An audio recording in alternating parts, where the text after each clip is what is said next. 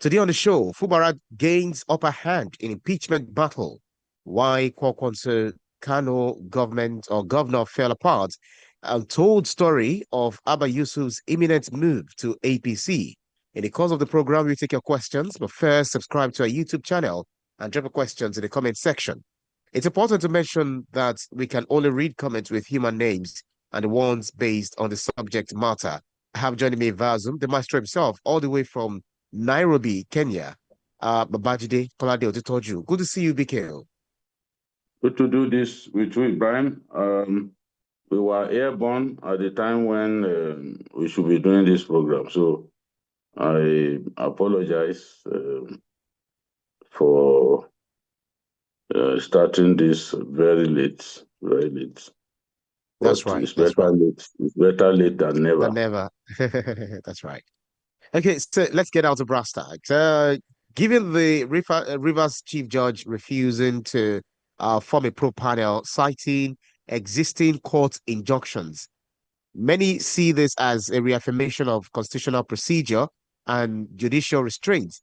But based on these standpoints, how strong are Fubara's defenses against impeachment, especially now that the matter has shifted to the Court of Appeal? Yes,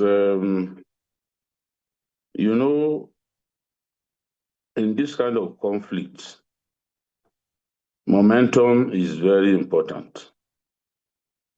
There was a time when the House of Assembly had momentum, and everyone was wondering whether the impeachment would not come quickly. But as we have seen now, both Fubara and his deputy had approached the courts complaining that the desire to impeach them went against constitutional norms and urging the court to stop the process. For the first time in my working life, for the first time in my life as a journalist, we saw a court giving an order stopping the chief judge of the state from receiving the notice of impeachment that the House of Assembly came up with, stopping it from constituting any panel that will look into the allegations raised by the governor. In short, raised against the governor. In short, the chief judge of the state was stopped from receiving anything, any correspondence that is related to the plot to impeach him by the House of Assembly. I've never seen anything like that. It is now clear that there is no kind of order that Nigerian judges cannot give. Because another stopping another arm of government from doing its work is unheard of. It's unheard of. So I've never had this kind of thing. It has never happened that a chief judge will be ordered by a court to not receive a correspondence from the House. Usually what happens is if the court can intervene where it is clear that constitutional breaches in respect of impeachment had happened. For example, we've seen courts throw away impeachments that houses of assembly carried out. For example, you cannot impeach a governor outside the state. The resolution and the voting, everything must take place inside your assembly chambers. But where you go to hold, to sit outside of the state capital, then whatever action you took there is null and void. I think that happened in the case of Peter Obi, because they went to sit in Asaba rather than their own chambers, and the court frowned at it and said, no, you cannot go and sit outside your chambers. So there are occasions when the court can intervene, but not to stop a judge from receiving correspondence from the assembly. I've never had that before. But to Fubara supporters, whether what the court did was right or was wrong, they are happy because this can is being kicked down the road. The longer it takes for them to perfect this impeachment, the more difficult it becomes to impeach the governor. So this is I would say that at this time, the momentum is with the governor.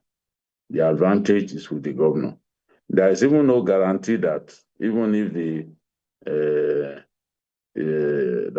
if the judge received the correspondence and he decided to form a panel to look into the allegations against the governor, there's even no guarantee that the panel will find the governor guilty. There is no guarantee that the chief judge is on the side of Nyesom Wike. And if the panel does not find the governor guilty, that is the end of the impeachment. They will have to wait. Maybe another time they will go and get some fresh allegations. But in respect of the current allegations, even if the chief judge were to receive the correspondence, even if the chief judge were to set up a panel to look into those allegations and submit his report, there is no guarantee that the panel formed by the CJ will come up with a guilty verdict. And if it does not come up with a guilty verdict, the impeachment is dead on arrival. This was what happened with Tanko Al-Makura, former governor of Nasarawa State. More than 90% of the members of the House of Assembly in Nasarawa at that time were PDP members. So they thought they could just remove him. But he had the chief judge on his side. The chief judge constituted a committee that went on to dismiss the allegations, and they were stopped in their tracks. Again, the court has now adjourned indefinitely, citing the fact that the case before him had already gone to appeal. So as far as the judge is concerned, he will wait until the matter being appealed is decided at the Superior Court, which is the appeal court.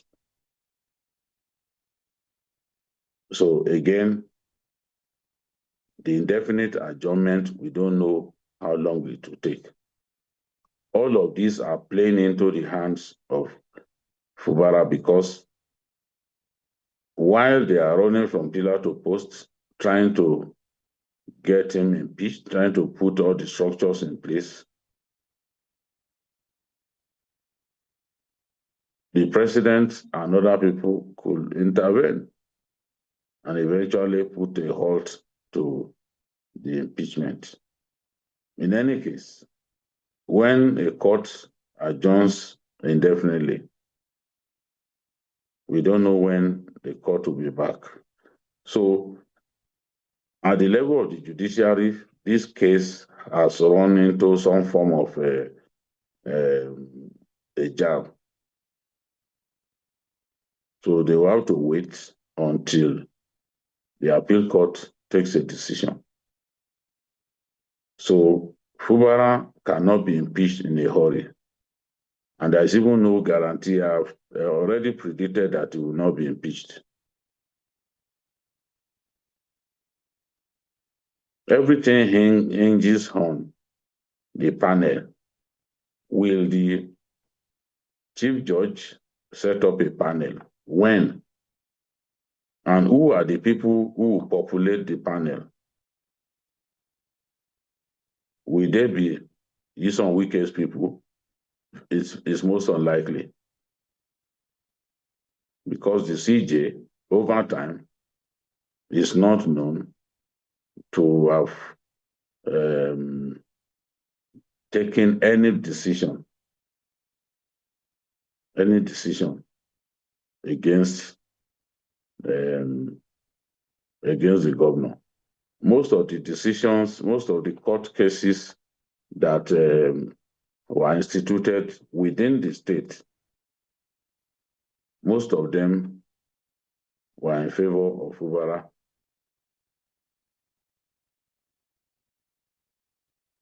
So Absolutely. all things are pointing to the fact that Wike's, the lawmakers loyal to Wike, could ultimately be frustrated in their attempt to impeach the governor.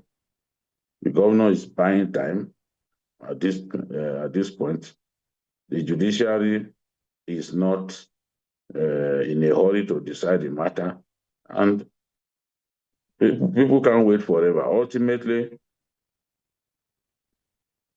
that's right. Political bigwigs will step in and halt call both men together and halt the impeachment. So the time is on his side, and I think the decision to go to court was a smart one. And we are seeing now that the lawmakers have been stopped in their strides by the decision to go to court.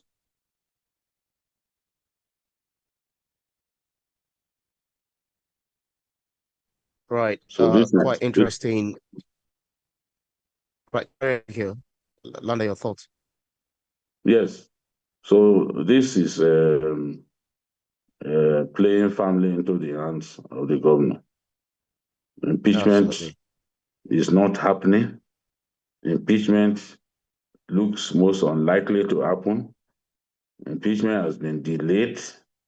We don't know when they will be able to commence impeachment proceedings.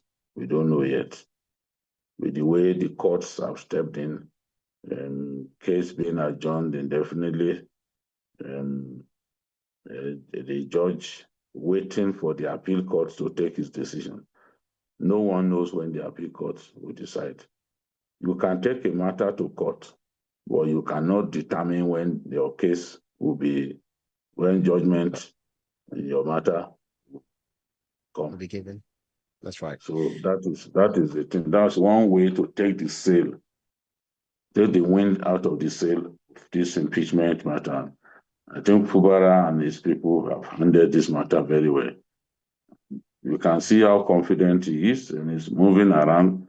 He's not saying anything negative. He's just saying he's interested in peace. He's moving around because he seems to be confident that the impeachment will not be allowed to happen. And everyone knows that the president is not likely to support it. And some of the comments are also pointing in that direction. That's right. Right. Let me take some comments before we change tack because we have little time to talk about this because you really need to rest, after being airborne for quite a number of hours. Chinedu Okafo says this Rivers drama is not only about governance, it's about ego.